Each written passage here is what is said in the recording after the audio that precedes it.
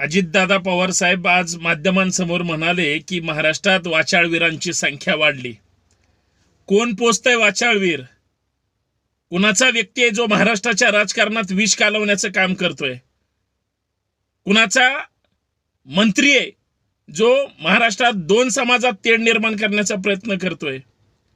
कोणता असा नेता आहे जो अजितदादांना माहित नाही की महाराष्ट्रात सरकारमध्ये असून सुद्धा आणि संविधानाची ती शपथ खाल्ली, मी कुणाविषयीही मंत्रिपदावर असताना ममत्व, मत्सर किंवा द्वेष भावना त्या ठिकाणी ठेवणार नाही.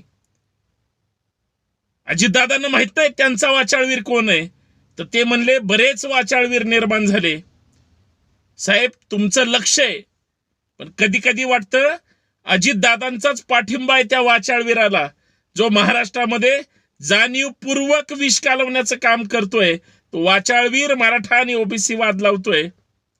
दादा महाराष्ट्राचे जुने नेते आहेत, जाणते नेते आहेत, आणि त्यांनी स्पष्ट सांगितलंय मी राजकारणातला फार तरबेज आणि पक्का माणूस आहे, मला सगळं कळतं.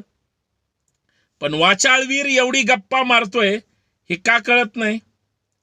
याच्यावर चर्चा करायची आपल्याला. मी आपला मित्र सहकारी संतोष शिंदे, सर्वांचं या सामाजिक विचारपीठावर मनपूर्वक स्वागत. विनंती एवढीच आहे, महाराष्ट्र वाचवायचा जर असेल, महाराष्ट्रात समता, समानता आणि बंधुता प्रस्थापित करायची असेल, महाराष्ट्रामध्ये जाती जातीमध्ये, धर्माधर्मामध्ये जर एकोपा निर्माण करायचा असेल, तर तुम्ही आम्ही एकत्र असलं पाहिजे. म्हणून हा व्हिडिओ शेवटपर्यंत पहा, जास्तीत जास्त शेअर करा, जास्तीत जास्त सबस्क्राईब करा आणि बेल आयकॉन दाबायला अजिबात विसरू नका. कारण संतोष शिंदे तुमच्याशी काय बोलतोय आणि संतोष शिंदेच्या मनात काय चाललंय याच्यापेक्षा महाराष्ट्राच्या मनात काय चाललंय याच्यावर तुम्हाला मला चर्चा करायची, म्हणून आपण सोबत राहिलं पाहिजे. मी चर्चा करतोय माननीय अजितदादा पवार साहेब आज यशवंतराव चव्हाण साहेबांच्या स्मृती दिनानिमित्त ते सातारा जिल्ह्यात कराडला गेले होते. त्यांनी वक्तव्य केलं की महाराष्ट्रात काही लोक, काही वाचाळवीर त्या ठिकाणी टोकाची भूमिका मांडत असताना तो कशाचाही विचार करत नाहीत. अजितदादा पवार साहेब, तुम्ही हेही सांगितलं मी राजकीय दृष्ट्या आजारी नाही, शारीरिक दृष्ट्या आजारी होतो. मग तुम्ही शारीरिक दृष्ट्या आजारी जर होते, तुमचा माणूस राज्याचे सन्माननीय मंत्री म्हणून छगन भुजबळ साहेब अजितदादा पवारांच्या गटातले असताना काय बोलतात ते मराठ्यांबद्दल, मराठा आरक्षणाबद्दल आणि सगळ्यात महत्वाचं मनोज जरांगे पाटलांबद्दल. तुम्ही मंत्री पदावर राहून एवढं सगळं बोलताय, एका समाजाला भडकवताय. 376 जाती आहेत ओबीसी मध्ये, सगळ्यांचं नेतृत्व काय फक्त भुजबळ साहेब करतात का? ओबीसींचं बळ भुजबळ, असं जर कोणाला वाटत असेल साप चुकीचं आहे. किती ओबीसी मधल्या जातीच्या आंदोलनात, त्यांच्या न्याय हक्कासाठी भुजबळ साहेब रस्त्यावर आले सांगा. ह्यांच्या मागे ईडी, सीबीआय, कुठल्याही राजकीय पुढारी असू द्या, आणि यांना जर अटक झाली तर छातीत कळ येते. मग तिकडे ओबीसींचे बळ म्हणून भुजबळ कसे काय असतात? धनगर आरक्षणाचा प्रश्न असेल, भुजबळ साहेबांनी एक स्टेटमेंट दिलेलं सांगा. कुठल्याही धनगरांनी सांगावं. जे धनगर नेते जातात ना भुजबळ साहेबांसोबत, ओपन चॅलेंज आहे.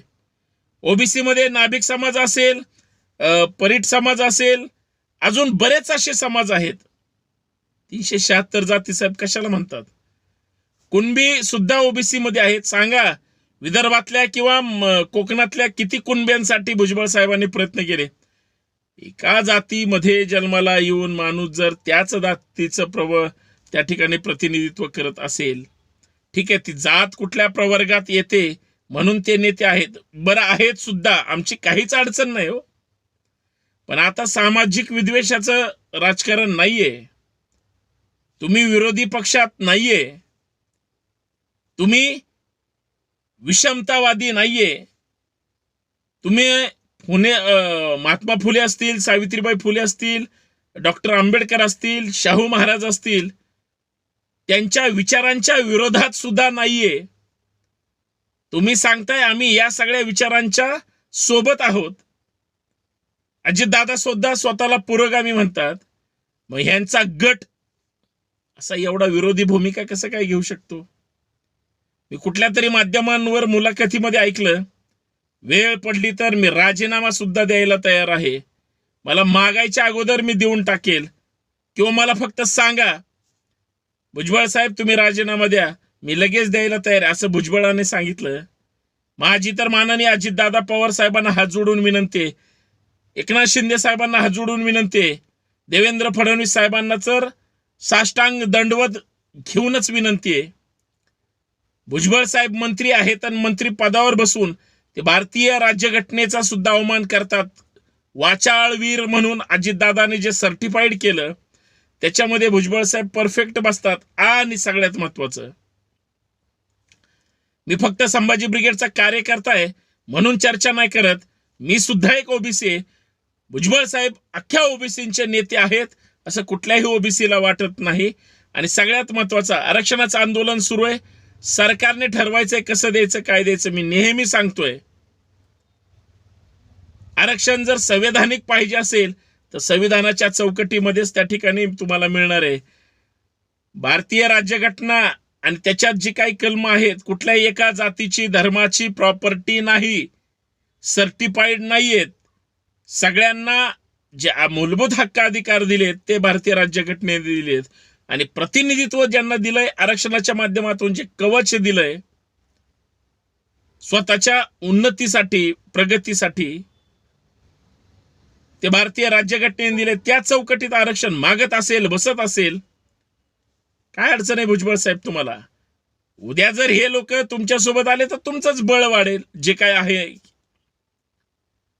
पण हे सगळं प्रामाणिकपणे सांगतो की प्रस्थापित नेत्याच्या पाठिंब्याशिवाय भुजबळ साहेब एवढे ऍक्शन मोडवर येत नाहीत.